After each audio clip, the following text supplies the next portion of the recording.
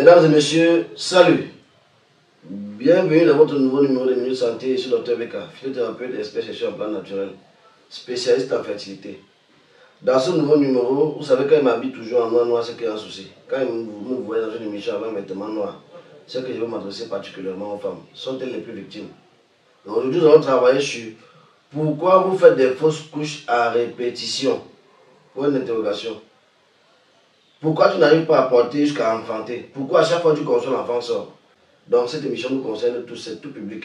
Donc prends ton bic et ta feuille déjà. Tu commences à écrire. Donc pendant la transition, apprêtez-vous. Appelez vos soeurs, vos mamans, vos femmes, vos épouses, vos copines. Parce que parfois tu veux faire l'enfant avec la copine, ça ne va pas. Et vous savez, quand tu vas faire la fausse couche répétée comme ça, là, elle va dire que non. Il y a ma tante qui m'avait promis qu'elle m'a accouché. Il y a ma épouse qui ne m'aime pas. Il y a ou qui vous enseigne souvent ça. Allons du tic au tac.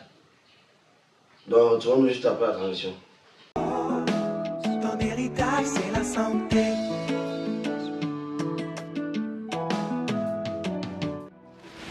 C'est un prodige, son destin est divin.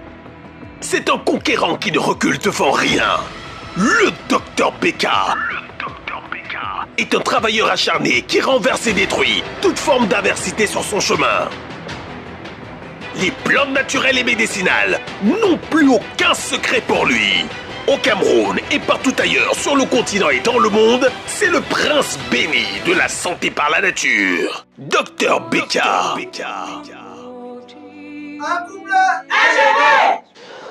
Bien, de retour dans ce nouveau numéro, dont le thème est porté sur la fausse couche.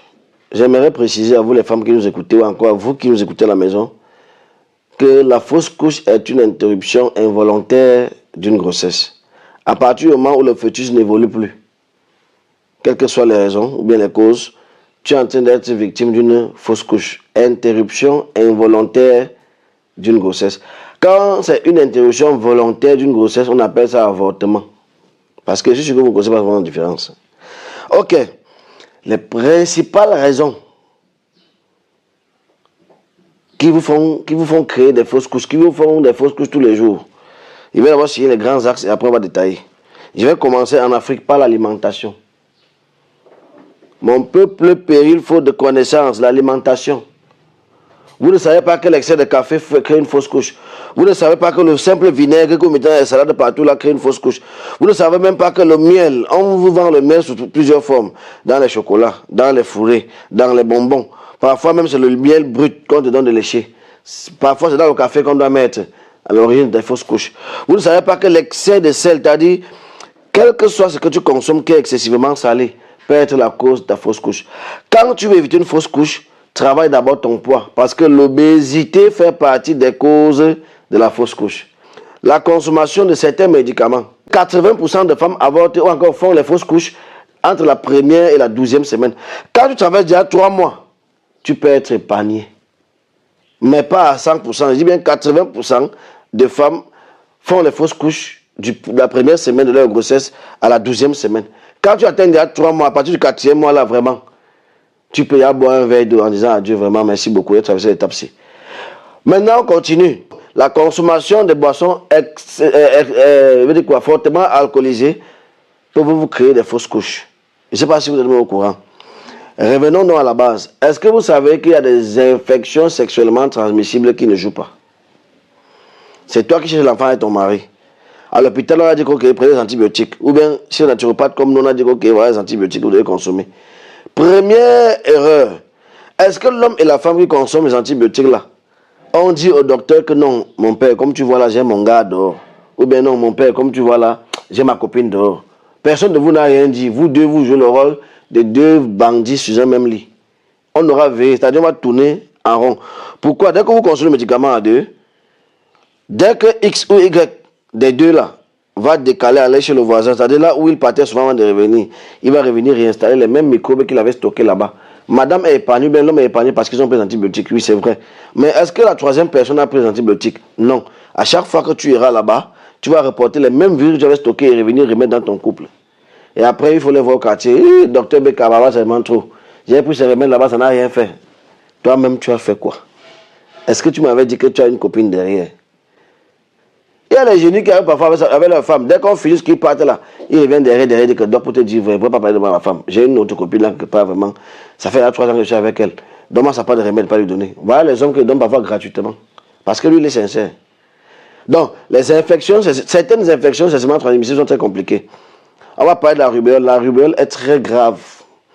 Ce sont des infections qui nuisent à l'évolution du fœtus. L'infection à la chlamydia, alors, c'est la magie. Vous allez chez nos frères Betty, là, quand tu tombes bien enceinte, on dit on va te laver d'une diba. C'est préventif et curatif. On ne veut même pas savoir si tu es malade ou si tu n'es pas. On prévoit, on veut prévenir la fausse couche. On a les infections comme l'herpès génital que vous négligez beaucoup, qui créent des problèmes. Donc, quand on parle d'infection, voilà pourquoi dans les traitements, je dis à mes collègues, pour un bon naturopathe ou bien pour un bon médecin qui suit un couple, commencez par le traitement des infections sexuellement transmissibles. Les infections virales, là encore, on peut même tolérer. Mais les chlamydia, syphilis, herpès génital, les histoires que vous connaissez, que nous traversons au quotidien, qui sont incontournables, là, faites très, très attention. Maintenant, avançons. Il y a ce qu'on appelle le stress. Voilà le commandant de bord. Il s'en fout. Soit même à 5 mois. Tu blagues, il te ferme les prématurés. Tu blagues, il te ferme les monnaies. Tu blagues. Il appelle le commandant de bord. Parce que de 1, tu t'amuses, il t'empêche même de le concevoir. De 2, tu blagues, il porte l'enfant là, et puis balaie du réveil quand il veut. C'est-à-dire, tant que tu es un peu stressé quand tu veux l'enfant, tu vas comprendre. Même si l'enfant là, on a dit que non, tu es à 12 semaines. Fais attention, le stress est le commandant de bord, comme je dis là. Parce que vous avez un défaut. Quand vous cherchez l'enfant, 1, c'est vous qui voulez l'enfant, 2, c'est vous qui stressez. L'enfant entre, ça ressort, tu ne connais même pas. Mais dans un début, là, ne dors plus sur le dos. Dormez sur le côté, bien sur le ventre.